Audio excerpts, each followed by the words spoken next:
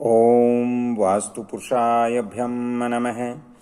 प्रिय मित्रों, यदि हमारा मुख्य द्वार यानी हमारे घर यदि दक्षिण पश्चिम दिशा में है तो हमें अपने घर का मुख्य द्वार किस दिशा में वास्तु अनुसार रखना शुभ होता है, किस दिशा के अंदर हमारे घर का मुख्य द्वार होना चाहिए। मैं आपको नक्शा बना करके भी बता देता हूं ताकि आपको अच्छा सा समझ में आ जाए।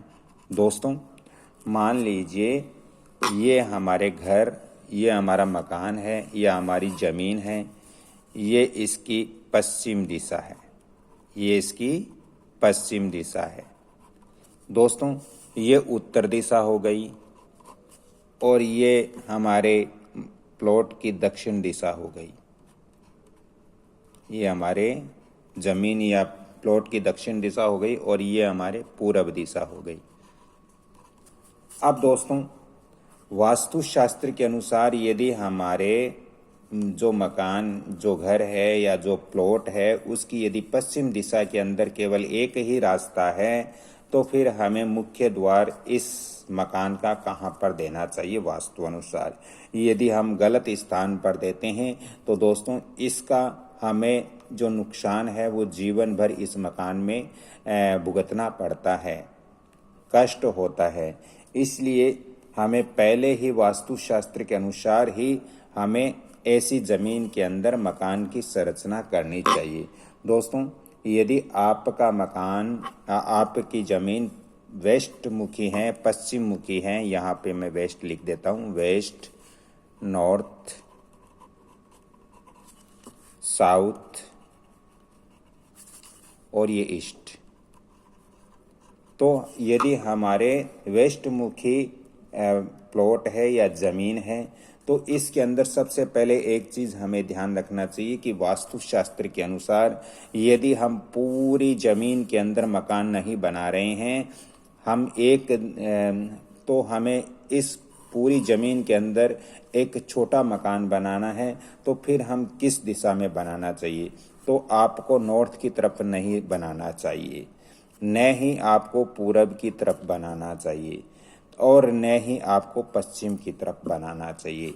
ऐसी ज़मीन के अंदर आपको दक्षिण की तरफ मकान का निर्माण करना चाहिए। यहाँ पर आपको मकान का निर्माण करना चाहिए और वास्तुशास्त्र के अनुसार यहाँ पर आप मकान का निर्माण कर सकते हो। यहाँ पर मकान वास्तु अनुसार बना सकते हो।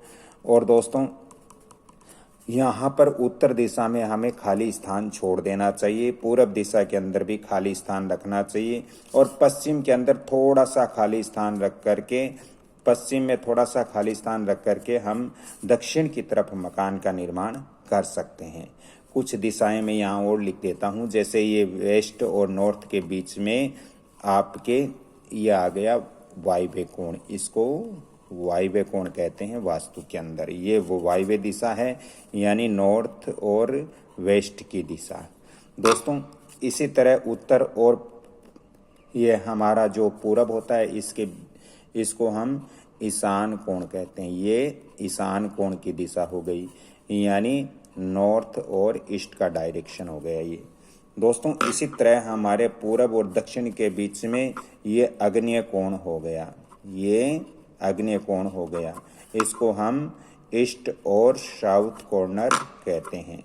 और इधर पश्चिम और दक्षिण की तरफ हमारा हो गया नैऋत्य कोण, इसको नैऋत्य कोण कहते हैं। ये हमारा वेस्ट और साउथ का डायरेक्शन हो गया मकान का। तो इस चीज़ का हमें ध्यान रखना चाहिए कि पश्चिम में थोड़ी ज़मीन छोड़नी चाहिए, उत्तर में पूरी ज़मीन हमें छोड़नी चाहिए और पूरब दिशा के अंदर भी हमें पूरी ज़मीन छोड़नी चाहिए, पूरी भूमि छोड़नी चाहिए और दक्षिण की तरफ मकान का निर्माण करना चाहिए।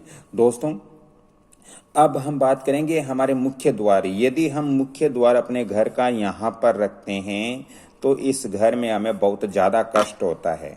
यहाँ पर मुख्य द्वार हमें नहीं रखना है, अन्यथा अकाल मृत्यु तक हो सकती है वास्तुशास्त्र के अनुसार ऐसे घरों के अंदर। तो नैऋत्य कोण में मुख्य द्वार नहीं रखना चाहिए, क्योंकि ये एक तो राहु की दिशा है। अगर ज्योतिष के अनुसार देखें और वास्तु के अनुसार यदि हम देखें तो ये दिशा यहाँ पर हमें अशुभ ही होती है। यहाँ से नेगेटिव एनर्जी है वो घर के अंदर प्रवेश करती है, इसलिए घर के अंदर कभी सुख शांति नहीं रहेगी, कलह कलेश का माहौल रहेगा और छोटी छोटी बातों के अंदर बहुत सारी परेशानियां ऐसे मकान में झेलनी पड़ती है, आर्थिक तंगी भी आती है। यहाँ पर ऐसे मकान में अमंगलकारी कार्य ज़्यादा होते हैं, इसलिए नैऋत्य कोण में यहाँ पर हमें मुख्य द्वार नहीं देना चाहिए। तो ऐसी जब प्लॉट या ज़मीन होती है तो उसका मुख्य द्वार फिर आखिर हमें क्या कहाँ देना चाहिए, तो आप मुख्य द्वार है वो यहाँ वायव्य कोण के अंदर दे सकते हो। यहाँ पर वायव्य कोण की तरफ आप मुख्य द्वार दे सकते। यहाँ पर वायव्य कोण के अंदर यानी ये जो कॉर्नर है इसको थोड़ा छोड़ करके ये जो कोना है, ये दीवार है, इसको छोड़ करके थोड़ा सा और फिर आप यहाँ वायव्य कोण में मुख्य द्वार दे सकते हो।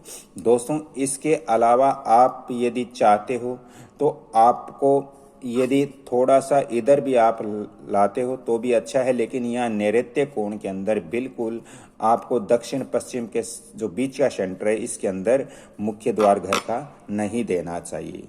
दोस्तों आज की मेरी यदि जानकारी अच्छी लगी तो वीडियो को आप लाइक करें, शेयर सब्सक्राइब जरूर करें, ताकि मेरा भी मनोबल बढ़ेगा और मैं आपको ज्योतिष और वास्तु की अन्य प्रकार की जानकारियां भी आगे प्रदान करूंगा। दोस्तों यदि वास्तु ज्योतिष संबंधित ज़्यादा परामर्श चाहिए तो आप मेरे फ़ोन नंबर भी नोट कर सकते हो 7901718402। अगली कड़ी में फिर मैं एक वास्तु का लेकर आता हूं, तब तक के लिए आपसे क्षमा चाहता हूं। जय श्री कृष्णा, धन्यवाद। तो दोस्तों आज की मेरी जानकारी कैसे लगी, यदि अच्छी लगी तो वीडियो को आप लाइक शेयर सब्सक्राइब जरूर कीजिए और बेल आइकन घंटी के निशान पर भी क्लिक कीजिए। जय वास्तु पुरुषाय नमो नमः।